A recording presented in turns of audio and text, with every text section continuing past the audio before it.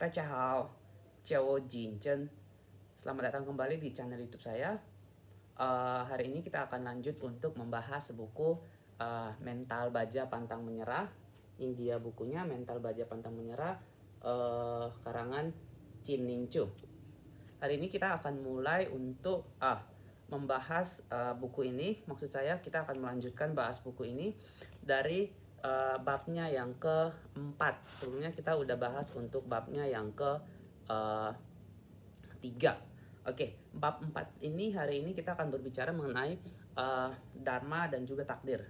Nah, sebelum kita masuk lebih dalam kita diberitahu bahwa dharma itu sendiri merupakan hukum alam. Jadi di mana dharma itu yang menuntun kita untuk mengenali peran-peran kita di kehidupan kita. Nah, kalau bicara mengenai hukum alam berarti dia udah ada di sana, dan supaya kita bisa berhasil melakukan sesuatu ya kita otomatis wajib mengikuti hukum alam tersebut. Oke. Nah, di bab 4 mengenai dharma dan takdir ini dia juga mengawali dengan memberitakan kepada kita bahwa ternyata masih banyak orang yang masih belum tahu perannya itu seperti apa, dharmanya itu sebenarnya apa. Dan oleh karena itu dia menyarankan agar orang-orang ini boleh untuk melakukan pencarian jati diri. Jadi mengetahui apa yang sebenarnya mereka inginkan, siapa diri mereka sebenarnya, apa yang sebenarnya mereka pengen lakukan, bukan apa yang sebenarnya mungkin orang-orang pengen mereka lakukan atau pengen mereka lakukan tapi didasarkan atas standar-standar yang diberikan oleh masyarakat sekitar. Oke, kita langsung ke subbab yang pertama dari buku Mental Baja Pantang Menyerah. Subbab yang pertama dari buku ini adalah takdir yang menanti untuk ditemukan. Jadi untuk poin pertama dari takdir yang menanti untuk ditemukan ini bahwa kita diminta untuk sebenarnya berkomitmen melakukan apapun itu yang sekarang ini kita sedang lakuin. Kenapa di situ dia minta kita untuk komitmen? Karena menurut Chin Ning Chu bahwa dalam hal yang sedang kita lakukan saat ini ada sesuatu yang bisa kita pelajari yang mana itu bakal menyingkap takdir kita yang lebih besar ke depannya. Jadi kita diajarkan untuk apapun yang kita lakukan dalam kehidupan kita, profesi kita, kita diajarkan untuk selalu yang namanya bersikap penasaran dengan apa yang sebenarnya ingin ditawarkan hidup kepada kita. Kemudian kita juga diminta untuk menyadari rencana Tuhan dalam hidup kita yang sedang menanti kita untuk ditemukan. Jadi saat kita menyadari ada rencana Tuhan dalam kehidupan kita yang menunggu untuk kita temukan, kita akan mulai menyelaraskan diri. Kita akan mulai menyesuaikan diri kita secara sadar ke arah takdir kita tadi, ke arah rencana, ke arah takdir yang akan diungkapkan tadi. Oke. Selanjutnya kita masuk ke subbab berikutnya, yakni perjalanan dalam dharma. Nah, perjalanan dalam dharma ini, subbab ini dia berfungsi untuk menjawab pertanyaan sebenarnya gimana sih kita bisa tahu kalau kerjaan kita itu atau apa yang kita lakukan sekarang itu emang udah cocok nih emang udah cocok nih untuk kita, udah merupakan dharma kita. Nah, kita lihat beberapa daftar berikut. Nah, yang pertama adalah dia minta kita untuk menggunakan mental baja pantang menyerah sembari kita ngelakuin apapun itu yang kita lakukan sekarang untuk menemukan sebenarnya apa yang membuat kita puas secara rohani maupun secara materi. Itu yang pertama. Kemudian dia minta kita untuk memberikan seutuhnya yang kita punya terhadap apa yang kita lakukan. Karena hal ini saat kita memberikan seutuhnya kepada dalam apa yang kita lakukan, hal itu membuat kita merasa puas, teman-teman.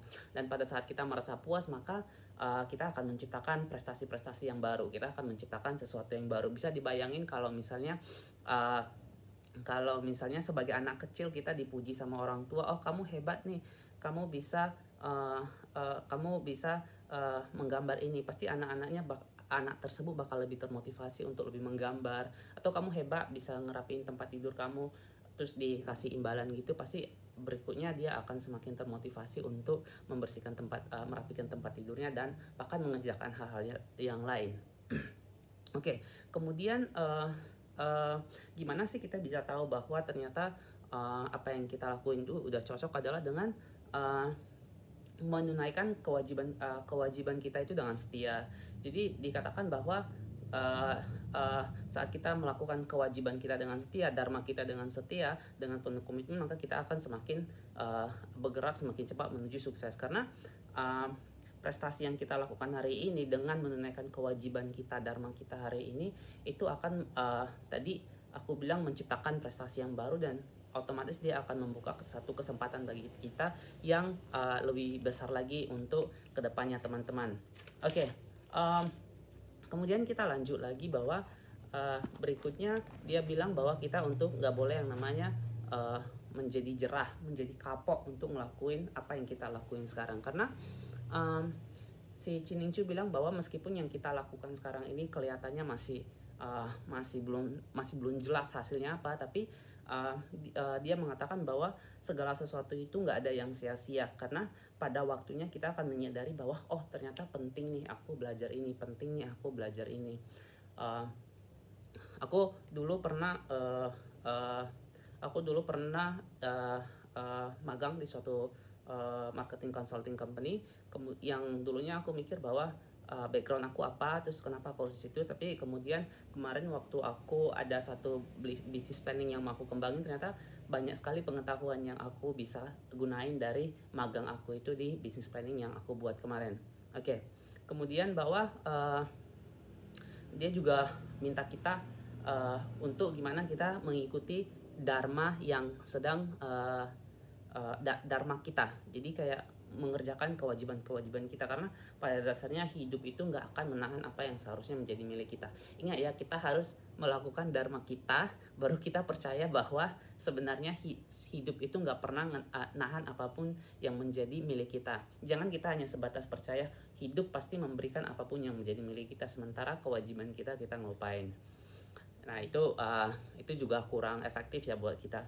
Kemudian yang terakhir dia minta kita gimana kita mengetahui bahwa apa pekerjaan yang saya lakukan ini udah cocok. Dia minta kita untuk bersabar, karena sama seperti kehidupan apapun di dunia ini memerlukan waktu.